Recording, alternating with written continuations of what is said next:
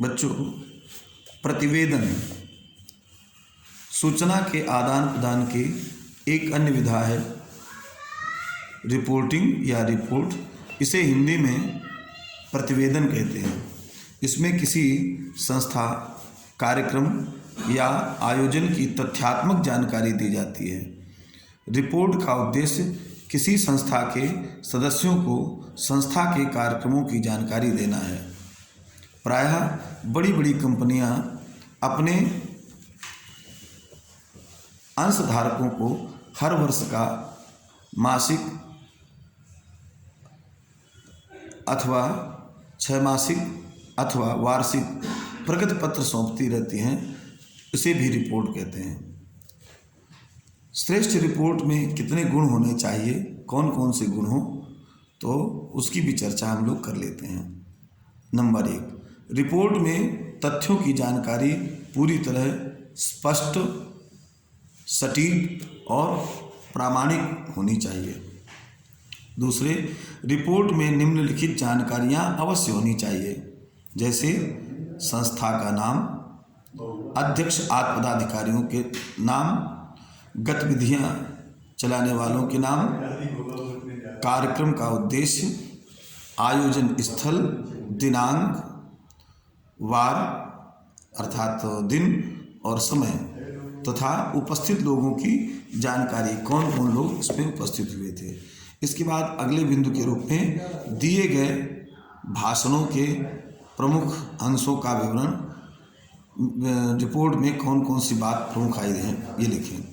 फिर आगे बिंदु है, लिए गए निर्णयों की भी जानकारी होनी चाहिए। आगे, रिपोर्ट की भाषा साहित्यिक या आलंकारिक नहीं, सूचनात्मक होनी चाहिए, क्योंकि रिपोर्ट को जन सामान्य भी पढ़ता है, तो इसलिए उसको बहुत ज़्यादा विस्तार नहीं देना चाहिए। उसमें अलंकारों या मुहावरों का प्रयोग नहीं करना चाहिए। आगे के बिंदु में, रिपोर्ट में मैं या हम जैसे प्रथम पुरुष वाचक न होकर अन्य पुरुष की शैली में सूचनाएं दी जानी चाहिए। आगे बिंदु है, रिपोर्ट में संक्षिप्तता और क्रमिकता का पूरा ध्यान रखना चाहिए। रिपोर्ट छोटी हो और क्रम से लिखी गई हो। फिर अगला बिंदु है, प्रत्येक नई बात नए अनुच्छेद से आरंभ करनी चाहिए।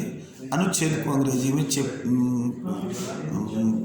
पैराग्राफ कह देते हैं। तो जहाँ से बात बदल रही है उसको फिर दूसरे पैराग्राफ से लिखना चाहिए।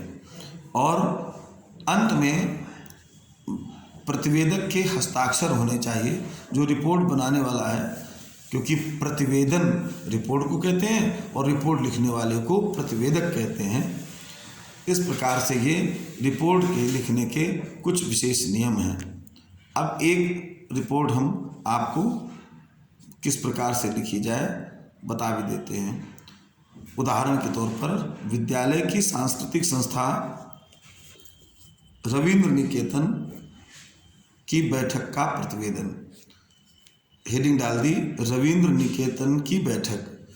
इसके बाद सबसे पहले तारीख लिखी, लखनऊ 15 फरवरी सन 2020 को राजकीय उच्चतर माध्यमिक विद्यालय लखनऊ की सांस्कृतिक संस्था रविंद्र निकेतन की एक बैठक हुई। इसमें निम्नलिखित सदस्य उपस्थित थे। सदस्यों के नाम लिख दिए, अध्यक्ष, सचिव, कोषाध्यक्ष, सदस्य ऐसे लिख दिए। आगे उनके नाम लिख दिए। अध्यक्ष में कोई नाम लिख दिए, सारे नाम लिख डाले। फिर बैठक में पूर्व बैठक का कार्यवृत्त और विवरण पढ़ा गया। तत्पश्चात अगले वर्ष होने वाले सांस्कृतिक कार्यक्रमों के बारे में निम्नलिखित निर्णय लिए गए। निर्णय किस प्रकार से हैं कि जनवरी की इस तारीख तक विद्यालय में कुलानुसार देशभक्ति पूर्ण गीतों और कविताओं की प्रतियोगिताएं की जाएं। दूसरा बिंदु, इसी वर्ष दिनकर जयंती और भगत सिंह जयंती के कार्यक्रम मनाए जाएं। तीसरा, दिनकर जयंती के कार्यक्रम की रचना श्रीमती लीला भंसाली करेंगी। आगे बिंदु है, भगत सिंह जयंती के अवसर पर किसी स्वतंत्रता सेनानी को बुलाकर उसका भाषण कराया जाए, जिसकी व्यवस्था श्री सुमित भारद्वाज जी करेंगे, जो भी करने वाले हैं। और बैठक के अंत में अध्यक्ष श्रीमती गीतांजलि गोयल ने भी सभी सदस्यों को संस्कृति दीप जलाने की प्रेरणा दी। इस प्रकार से यह कार्यक्रम संपूर्ण हो गया, एक रिपोर्ट बन करके तैयार हो गई।